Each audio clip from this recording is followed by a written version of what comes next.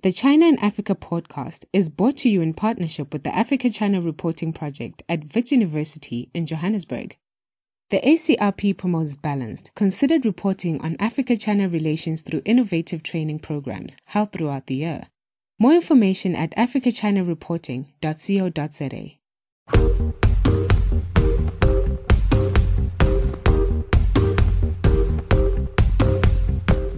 Hello and welcome to another edition of the China in Africa podcast. I'm Eric Olander, and as always, I'm joined by Cobus Van Staden, a senior China-Africa researcher at the South African Institute of International Affairs, who today is joining us from New York City. A very good morning to you, Cobus.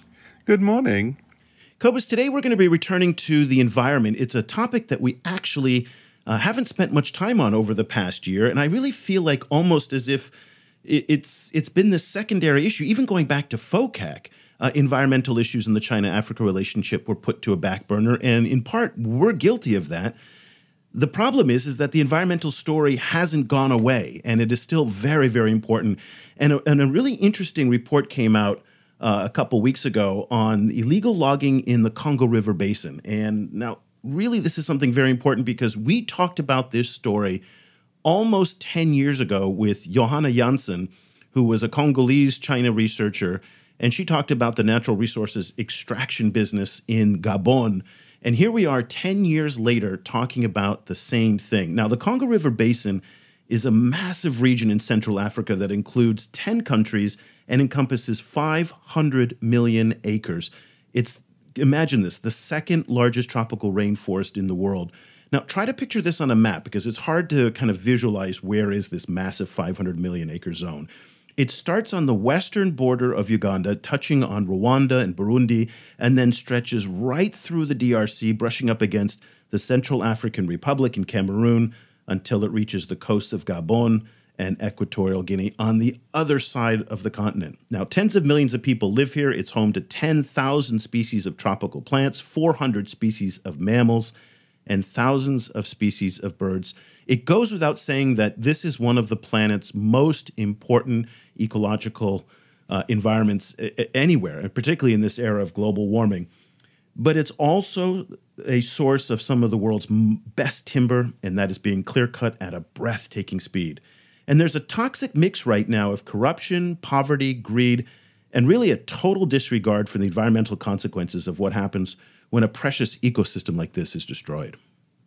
Yes, it has massive implications for everyone, not just for the people in the region, because the Congo Basin essentially stores up to 10% of the world's carbon, and it's a massive mitigation for global warming. So the loss of the trees actually will affect all of us and will hasten global warming around the world. The U.S.-based Environmental Investigation Agency has just completed a 4-year investigation into the illegal timber trade in the Congo Basin, focusing specifically on timber from Gabon and the Republic of Congo. And what they found is that a lot of wood is being illegally sourced from this region and making it all the way into the U.S. and European supply chains and onto store shelves at places like Home Depot and Menards. And some of it, ironically, is even being labeled eco-friendly. Now, EIA found that companies from Malaysia, Singapore, Hong Kong, and others are all active in the logging business there, but one company in particular, a Chinese firm called Dejia, stood out. We'll find out more about them in a second. And this really shouldn't come as a surprise, though, because China is now the most important non-African country in the Congo Basin logging industry.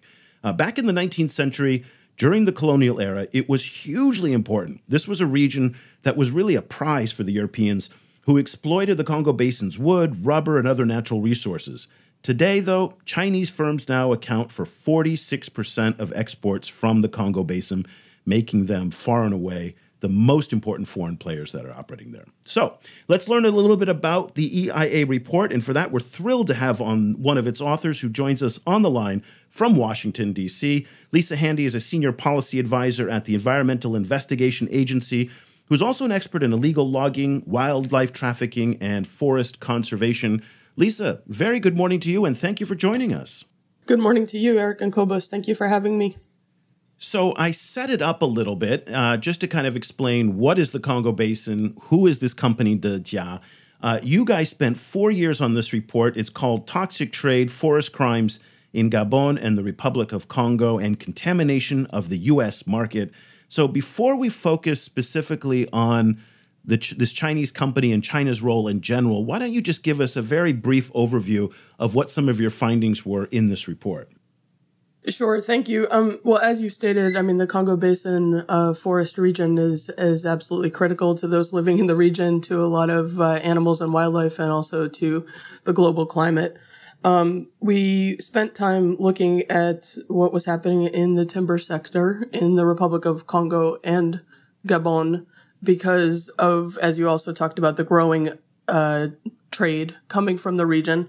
More than 50% of the timber coming from Africa is now coming from the Congo, and Gabon and Republic of Congo in particular are responsible for about 25% of the timber coming from Africa.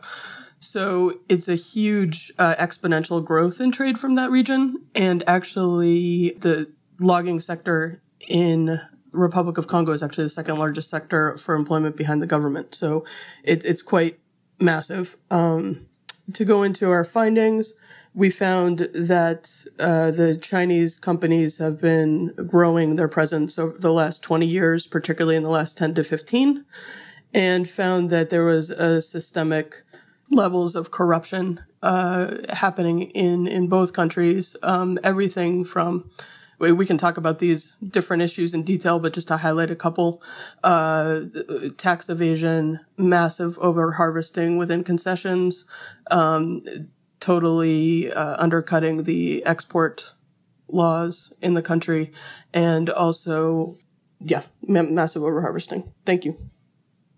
So when you say massive overharvesting, like what does that look like on the ground? Are we talking about whole swaths of forest essentially just with all the trees cut down and kind of and nothing left, or what does it look like before and what does it look like after this process has been done? So the one important thing that we did find is also that the concessions being given for forestry in these countries are huge, and they're given for many decades. And a significant illegality we found is that many of them were being acquired through corrupt means and bribery. And one thing that is supposed to happen in order for them to be investing in a sustainable timber and logging sector is that there are management plans that are approved by the government that shows you how to harvest in a sustainable manner. And what we found is that many of these concessions have been operating for more than 10 years without approved management plans, which has been allowing the companies to harvest indiscriminately both species that are vulnerable, taking them when they're not allowed to take them, taking more of them that they're allowed to take. And basically the operating procedure has been to extract, as we found, as much timber as possible, as quickly as possible from these concessions. I guess the difficulty that I'm having with both what you're saying and in the report is that you keep coming back to this issue of corruption and what the government should be doing and sustainability. And these are expectations and standards that are very much applicable in the West or in industrial and advanced societies. But for the most part, in places like the DRC, in the Congo Basin, in the Republic of Congo, Gabon, where governance standards are quite weak. And I hate to generalize here, but at the end of the day, it's not a secret that the Republic of Congo has endemic corruption, not just in its timber management, but across the society. And it feels like when you read these reports, it's like shock, horror, there's corruption, and the Chinese are taking advantage of it. I guess I'm just wondering if you guys are coming in at one standard, and the reality on the ground is if you want to get anything done, regardless of whether it's good or bad, corruption is just kind of the name of the game and how you do things in these parts of the world where you don't have strong levels of governance. There are systems in place that both like in the EU and in the US that there have been laws put in place to ensure and help support governance and rule of law in the supply countries. So, for example, it's illegal to import illegally harvested and sourced timber into the United States, into the European Union. China does not have a law of this type. So they have just voluntary guidelines to companies that they should obey the law in the country.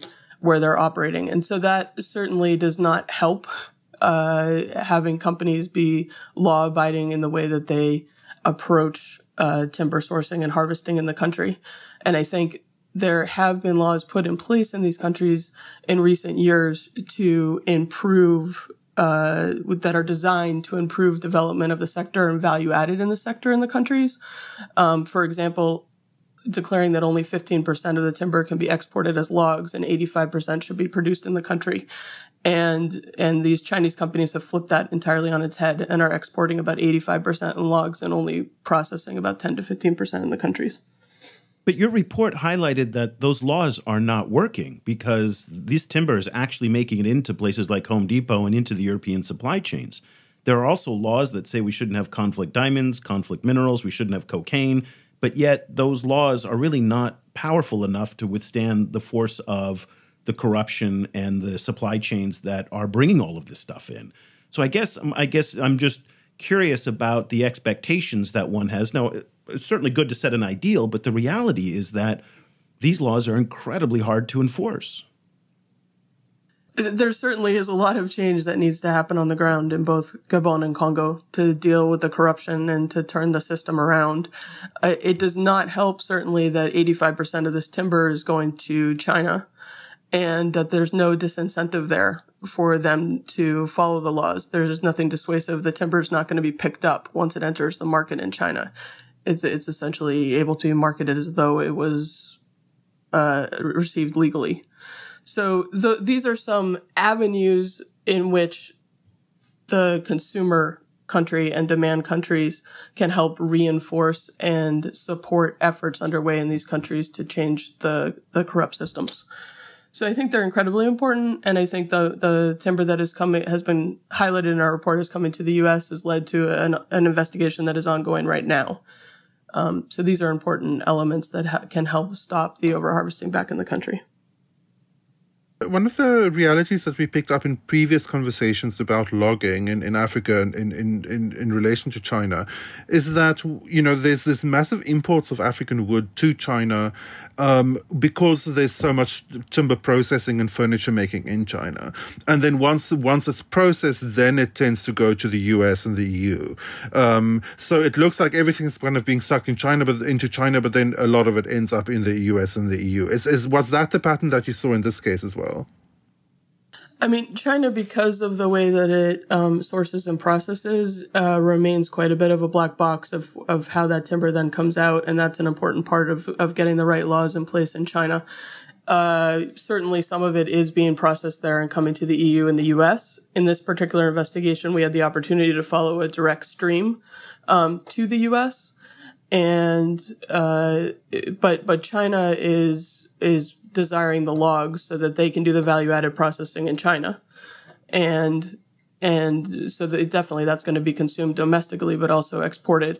I would maybe like to make the differentiation between this type of trade and the rosewood trade that I know you focused on in the past and we also focus on, because this type of logging is happening very much in the formal logging sector. And so it has the guise certainly of being sanctioned in the countries and is designed to lead to economic development. And as I've talked about, ideally sustainability in these countries is the goal. And so I think the fact that, and also the fact that the wood and the timber being used in this case is high value timber, which is making a lot of money for the companies and the individuals involved. But it is timber that other timber can be used for what this is used for, and being processed for both in the Chinese market and also in the EU and the US. Support for this podcast comes from the Africa-China Reporting Project at Wits University School of Journalism in Johannesburg. The ACRP provides reporting grants, workshops, and other professional development opportunities for both African and Chinese journalists. Follow the ACRP on Twitter at Wits China Africa or visit africachinareporting.co.za for information about grants and upcoming seminars. So let's talk about one company in particular that your report focuses on, and it's a company called Dejia Group. It's run by a gentleman by the name of Xu Gongde, and he apparently is quite a character, and he's been around for a very, very long time in the Congo Basin.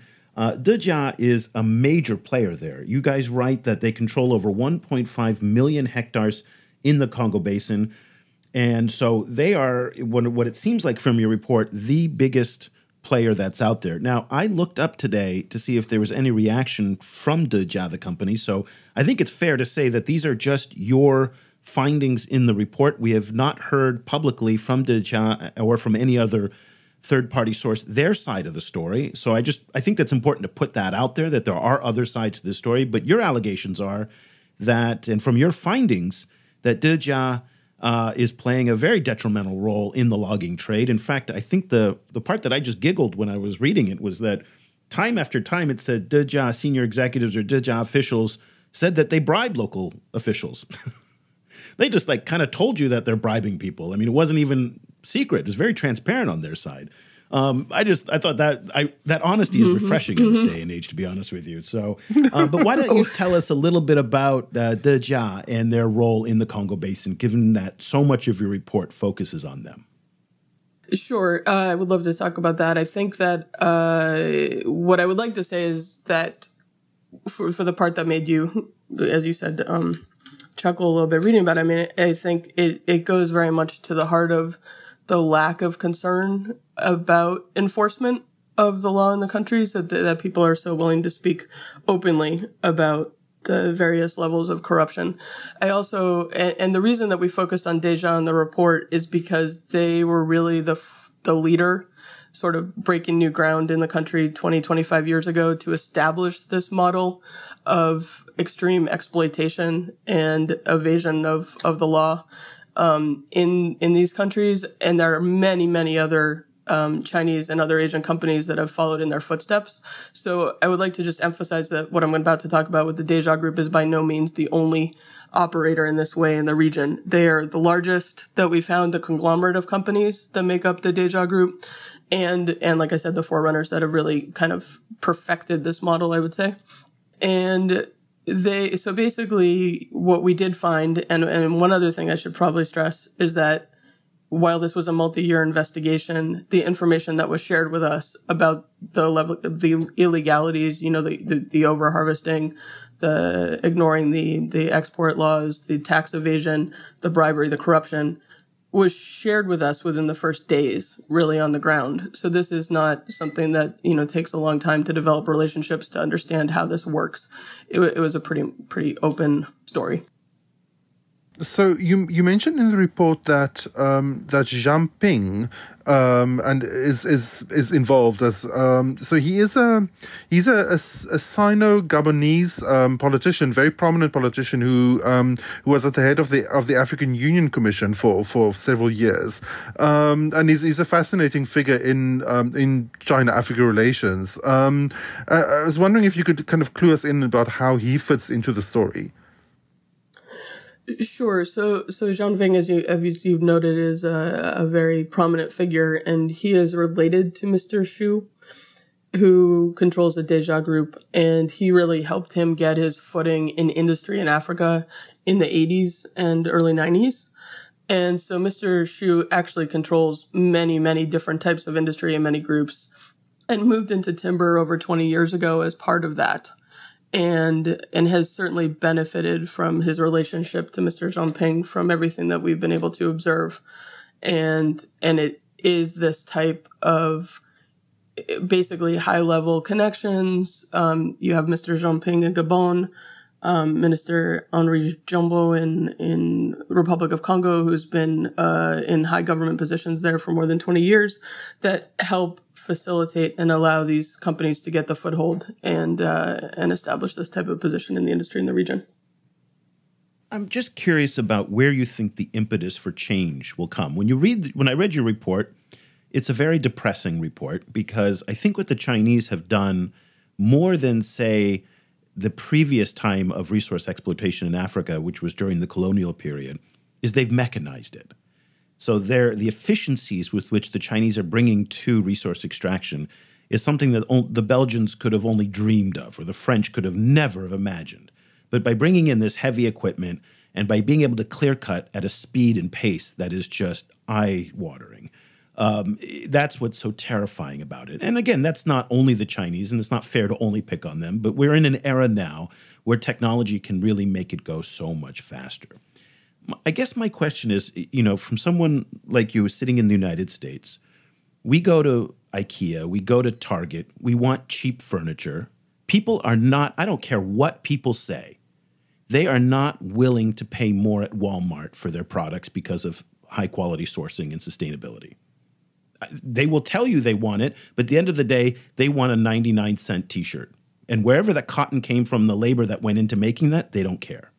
This is the same problem that we're facing in the donkey trade for donkey skins in Africa, where consumers here in China are eating Dejia, which is an herbal medicine, and they're not thinking about the consequences of where that comes from.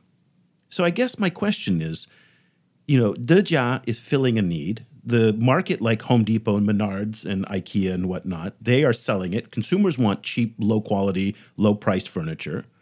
And where is the impetus for change? Are you just screaming into a vacuum that nobody's listening? I take your points, but I don't think so. I do think that things are beginning to change. And in particular, there's definitely interest in the region from parts of the government to bring change. Particularly, I would say there are concerns around the significant tax evasion that we've highlighted. The fact that the story that's being told in Republic of Congo that they're developing a high processing industry, and a lot of the sawmills that have been built by the Chinese are largely for show to anybody like government inspectors that come and things like that to check if they're actually processing high percentages of wood. They're really processing very low percentages, but have them there to show that they could. And I think these things, both from individuals in the country getting more concerned about it, government officials getting worried about wanting their countries to develop more and how much they're realizing that they're losing through this process, is going to bring some change. We've seen crackdowns in Gabon over the last couple of years on illegal loggers there. And also we've heard from various parts within the European Union, as I said before, the timber that's being exported through the Dejia Group right now, and a significant chunk that's being exported from the Congo Basin, can be substituted with other timbers. And I think European importers, because of the law there, are concerned about the real levels of illegality in the market for okume, which we focused on in particular as a species coming from the Congo region. So I think we are seeing change. I think if you look also in China at some of the other markets, there is getting to be greater sensitivity, I think, and understanding and awareness. It certainly is important to continue the awareness campaigns and increase efforts at traceability and transparency so consumers have a better understanding right up front of what their choices are before they buy. If one is a consumer who is, wandering around Home Depot, or in China or in the EU, what can individual consumers do to try and make sure that what they're getting is not environmentally destructive, but also to put pressure on on these stores and on these companies and governments generally to try and get some change?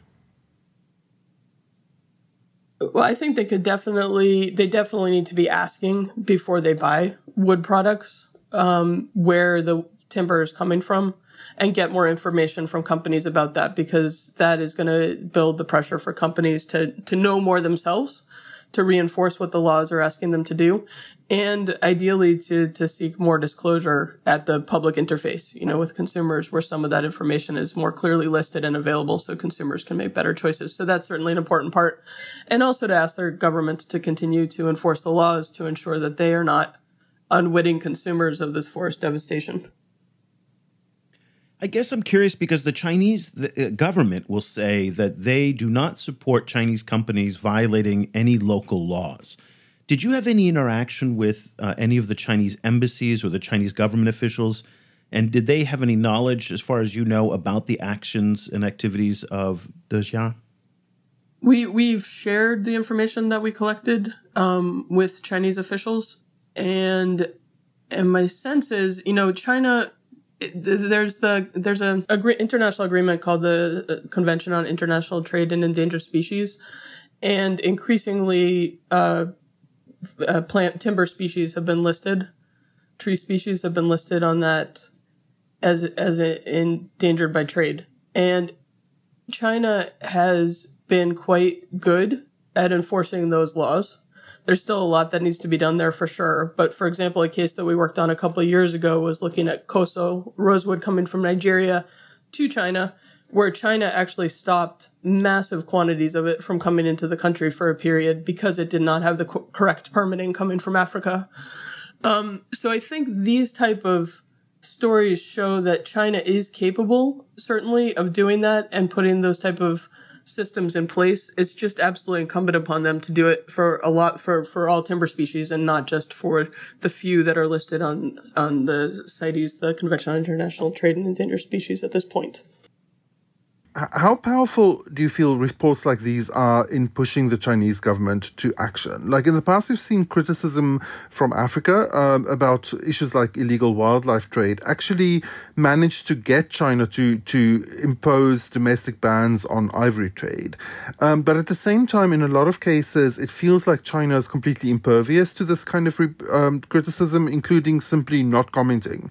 So, kind of how do you feel one should go, the rest of the world should go about in pushing China and being a more responsible actor in these kind of fields?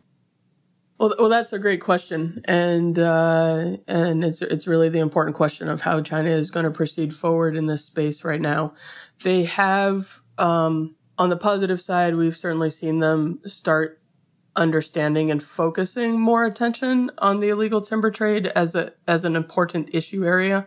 However, we have not seen them get to the point, as I mentioned, they've put in place voluntary guidelines for their overseas businesses and how they should act.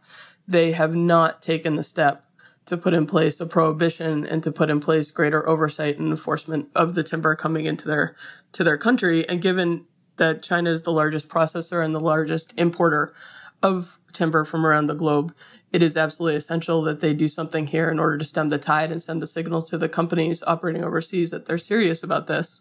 The other recommendation that we have in our report, in addition to the importance of a prohibition in China, is that China enforce its anti-corruption laws that say that Chinese citizens should not be bribing officials from overseas.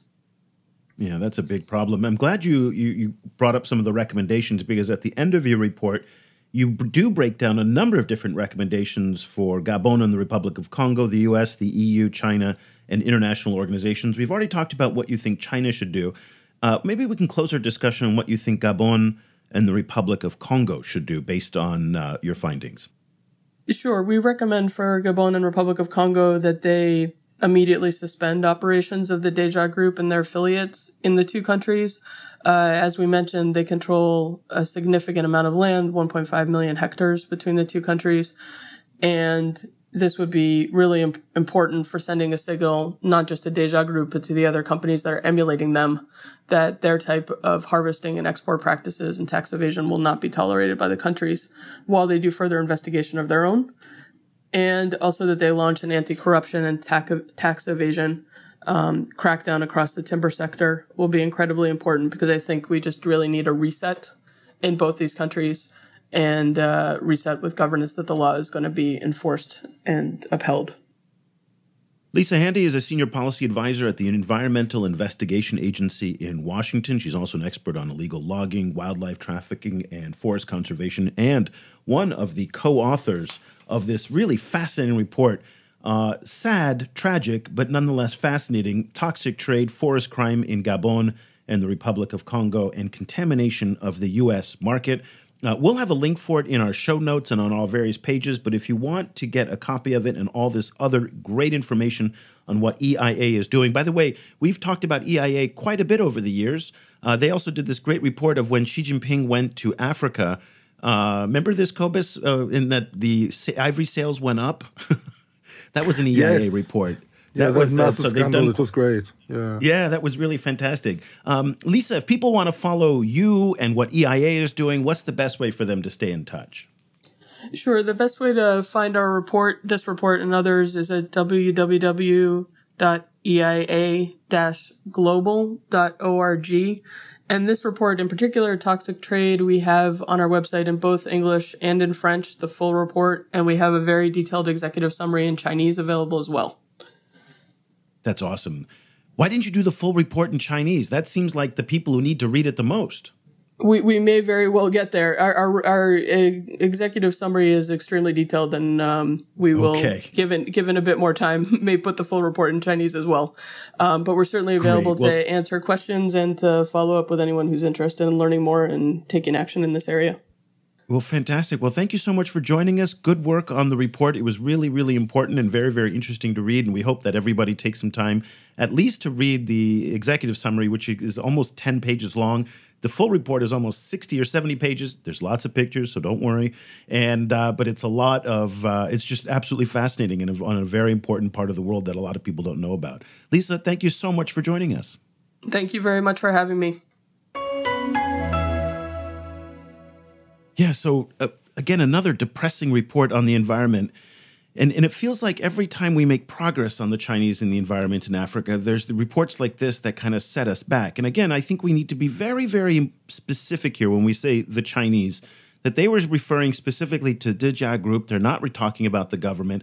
They are talking about government complicity in the sense that maybe the government knows this is going on, likely the government knows this is going on, and they're not enforcing their own overseas corruption laws. But at this point, I think we should be very specific about the actors who are involved in this, which for the most part do seem to be private sector companies, not even SOEs. That being said, the scale with which the Chinese are engaging African resource extraction is what is so concerning, because it is on a pace and scale that we just haven't seen before, in other parts of the world. And they're feeding both a massive Chinese economy at home and a global market. So it does seem like there is an insatiable demand for not only the wood, but also the wildlife, the seafood. I mean, you name it. And this, again, is one of the more concerning parts of the China-Africa relationship. Yeah, this is very, very concerning. I mean, it's very concerning for Africa, because of course it means there's this kind of loss of this natural resource that is irreplaceable. But it's also really concerning for everyone else, because I mean we already saw recently that temperatures in parts of the Middle East, places like Kuwait, for example, are exceeding human livability. It's becoming so hot in deep summer in parts of the world that it will literally be impossible for people to go outside. And there's a lot of predictions that this is on track to start happening in places like South Asia over the next 10 to 20 years. So, the climate aspect of this is what makes me the most worried. China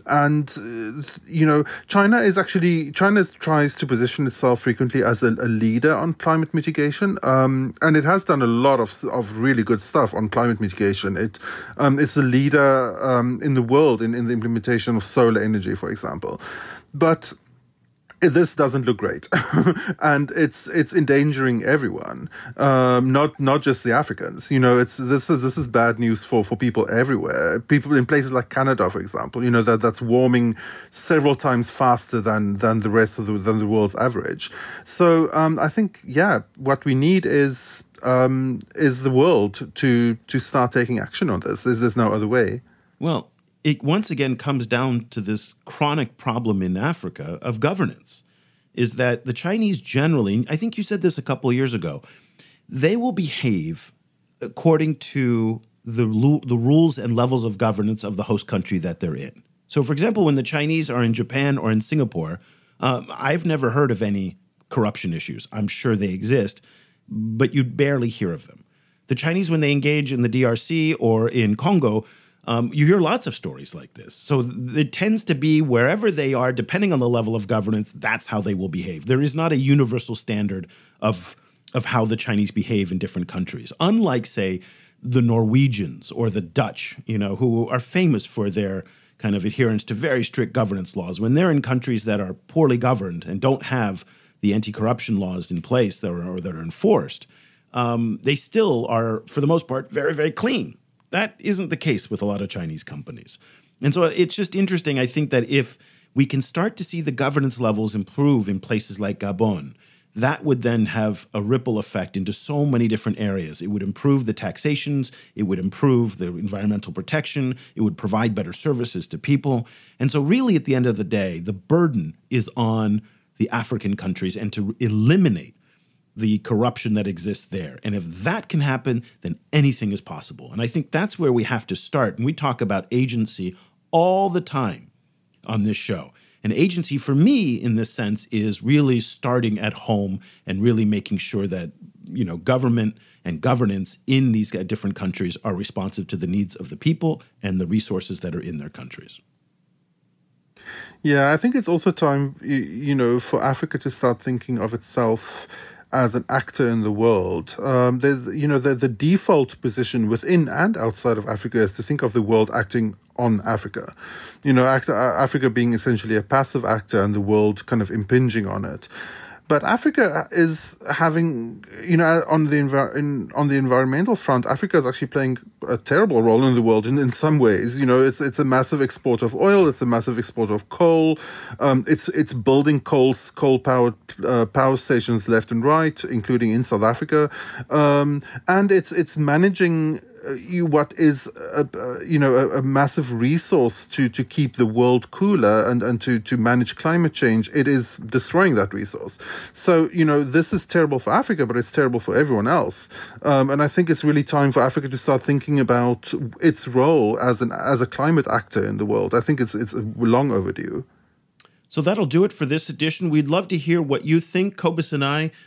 We take our emails anytime you want to send them to us. Send us your questions, send your feedback, your comments. We've got lots of different social channels for you to engage in.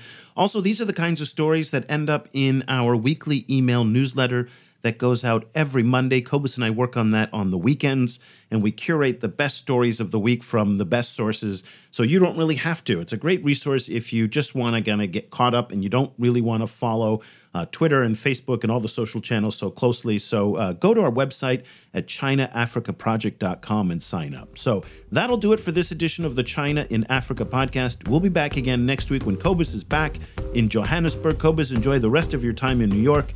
For Cobus Van Staden in New York, I'm Eric Olander in Shanghai. Thank you so much for listening. The discussion continues online. Head over to facebook.com/China Africa Project to share your thoughts on today's show. The guys are also on Twitter, where you can find Cobus at Stadinsky or Eric at E. Olander. And be sure to sign up for the weekly China in Africa email newsletter by going to www.ChinaAfricaProject.com.